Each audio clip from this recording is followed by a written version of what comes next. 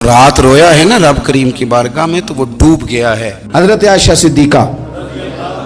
رضی اللہ تعالیٰ عنہ فرماتی ہیں ایک عورت تھی اور اسے نبی پاک صلی اللہ تعالیٰ علیہ وسلم نے وہ کلمہ پڑھ کے مسلمان ہوئی، مدینہ طیبہ آ گئی تو حضور نے مسجد نبوی شریف میں اس کے لیے مکان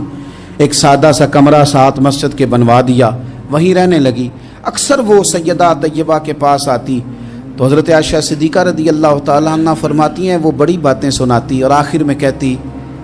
وہ ہار والا دن بھی بڑا عجیب دن تھا اور میرے رب کی قدرتوں کا دن تھا، وہ بھی بڑا عجیب دن تھا۔ سیدہ عائشہ صدیقہ رضی اللہ تعالیٰ عنہ ایک دن فرمانے لگی کہ تو ہار والے دن کا بڑا ذکر کرتی ہے، وہ کیا دن تھا؟ تو خاتون کہنے لگی اماں جی وہ دن تھا جب میرے رب پر بھروسہ اور مضبوط ہو گیا، جس دن میرا اپنے رب پر توکل اور بڑھا، میرے ایمان میں یقین میں اور پختگی آئی۔ کہنے لگی میں ایک گھر کی کنیز تھی، نوکرانی تھی، اس گھر میں ایک بچی تھی جس کے پاس سونے چاندی ہیرے جواہرات کا ہار تھا۔ اس زمانے میں چمڑے کے اوپر لوگ ہیرے جواہرات لگاتے تھے، کئی دفعہ سرخ رنگ کے چمڑے پہ لگائے جاتے تھے، وہ بچی پہنتی تھی تو کہتی ہیں وہ بچی کے اس نے اتار کے رکھا یا اس سے گرا وہ ہار تو چیل اسے اٹھا کے لے گئی گوشت سمجھ کے اور میرے سامنے اٹھا کے لے گئی۔ گھر والوں نے مجھ سے پوچھا، یہ بخاری میں موجود ہے،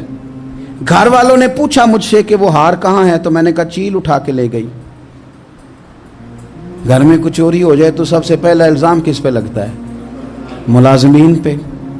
کہتے انہوں نے مجھے بڑا مارا، بڑی تکلیف تھی، حتیٰ کہ میری شرمگاہ تک کی تلاشی لی، میری عزت اتنی خراب کی میں بتا نہیں سکتی۔ میں نے اپنی زندگی میں ایک واقعہ دیکھا، ایک امیر گھر میں چوری ہو گئی، ملازم کو اتنا مارا کہ وہ چارپائی پہ پڑ گیا، پولیس والوں سے اتنی مار پڑوائی گئی کہ وہ بیچارہ چارپائی پہ پڑ گیا اور پھر وہ اتنا بیمار ہوا اور کچھ دنوں کے بعد پتہ چل گیا کہ چور تو اپنا بیٹا ہے ان کا، پھر اس کا انتقال ہو گیا۔ اب وہ سیٹھ صاحب اور گھر والے آ کے مرنے والے کے کان میں معافیاں مانگ رہے ہیں، کان میں۔ تو میں نے ان سے پھر کہا تھا کہ یہ تو اب چلا گیا ہے، تمہارا زور چلتا تھا نا تو تم نے قانون خریدا اور تم نے اسے جتنا ہو سکا تم نے اسے مار پڑوائی، تمہارے پاس جو عدالتیں تھیں تم نے وہاں کارروائی کی، اب ایک عدالت قیامت کے دن لگے گی۔ یہ کمزور تھا نا، کچھ کر نہیں سکا۔ میرے نبی پاک صلی اللہ علیہ وسلم نے فرمایا سن لو، اگر سینگ والی بکری نے بغیر سینگ والی بکری کو تکلیف دی ہوگی نا تو قیامت کے دن اسے بھی بدلہ دینا پڑے گا کہ تیرے پاس سینگ تھے اور تو نے اسے مارا تھا۔ وہ خاتون عرض کرتی ہے سیدہ عائشہ کی خدمت میں کہ مجھے بڑا مارا، مجھے تکلیف دی، میں کہہ رہی تھی کہ میرے سامنے چیل لے گئی ہے پر وہ نہیں مان رہے تھے، اماں جی انہوں نے مجھے بڑا مارا۔ حضرت عائشہ صدیقہ کہتی ہیں پھر کیا ہوا؟ کہنے لگی اماں جی جب کوئی میرا مددگار نہ رہا، مجھے تکلیف دے رہے تھے، رسوا کر رہے تھے، تو میں نے اپنے رب سے مدد چاہی، میرے رب کی طرف میں نے توجہ کی، میں نے کہا مالک اب تو ہی میرا مددگار ہے۔ کہتی ہے وہ مجھے مار رہے تھے تو وہ چیل جو ہار لے گئی تھی وہی لے کے واپس آ گئی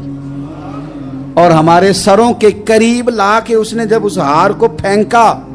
وہ مجھے چھوڑ کے سائیڈ پہ ہوئے،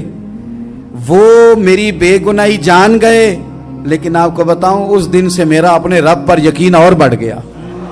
مجھے سمجھ آ گئی کہ جب انسان پورا ٹوٹ جاتا ہے اور جب کوئی چاروں جانب اس کا مددگار نہیں ہوتا تو رب تو ہوتا ہے نا، اللہ تو اس کا مددگار ہوتا ہے نا، وہ تو پھر اپنے اس بندے کی مدد کرتا ہے نا، پھر وہ تو توانائی دیتا ہے نا، وہ تنہا نہیں چھوڑتا، وہ تو آنسوؤں والوں کے آنسوؤں پہ بڑا کرم فرماتا ہے، وہ تو قسم پرسی میں آ جاتا ہے، اس کی رحمت بڑھ کے استقبال کر لیتی۔ او میری ملت کے جوانوں، مزہ نہیں آ جاتا جب ساری دنیا سوئی ہو، ساری دنیا، اور بستر بھی گرم ہو اور نیند بھی پورا غلبہ کر رہی ہو اور اچانک گھنٹی بجے دماغ میں، آنکھ کھلے، گھڑی پہ نظر پڑے، 3:30 4 بجے کا پیغام گھڑی بتائے اور کوئی چڑھتی جوانی والا اٹھ کے وضو کرے اور جب وہ مصلی کھول کے بچھائے تو مدینے والے محبوب کہتے ہیں کہ ہر نماز پہ رب ثواب دیتا ہے اور جو اٹھ کے تہجد کی نماز پڑھے اسے دیکھ کے تو رب مسکراتا ہے، جو اس کی شان کے لائق ہے، جو اس کی شان کے لائق۔ وہ مسکراتا ہے، خوش ہوتا ہے کہ میرا بندہ تہجد میں اٹھ گیا، وہ مسکراتا ہے۔ کاش ہماری صبحیں کبھی اپنے مالک کے نام ہو جائیں، کاش کے صبحیں۔ حضرت ابو الحسن رحمۃ اللہ تعالی علیہ حضرت معاذ ابن جبل رضی اللہ تعالیٰ عنہ کے پاس بیٹھا کرتے تھے، فرماتے ہیں ان سے جو پیار بڑھا تو پھر میرا مصلی سے بھی بڑھ گیا۔ تابعی ہیں، فرماتے ہیں صحابی رسول سے محبت ہوئی تو ذکر سے بھی ہو گئی، پھر درود شریف سے بھی ہو گئی، محبت ان سے بڑھی تو پھر اللہ نے مسجد کا پیار بھی بڑھا دیا۔ آپ فرماتے ہیں کہ میری ہر وقت بھی یہ چاہتی تھی کہ بس اللہ اللہ کروں، بس اللہ اللہ کروں، بس نہ میں ذرا تھوڑی جان چھڑاؤں لوگوں سے، کو 10 منٹ ملیں تو میں کچھ 4 نفل پڑھ لوں، میں تھوڑا سا نہ بچوں لوگوں سے اور مجھے تسبیح ملے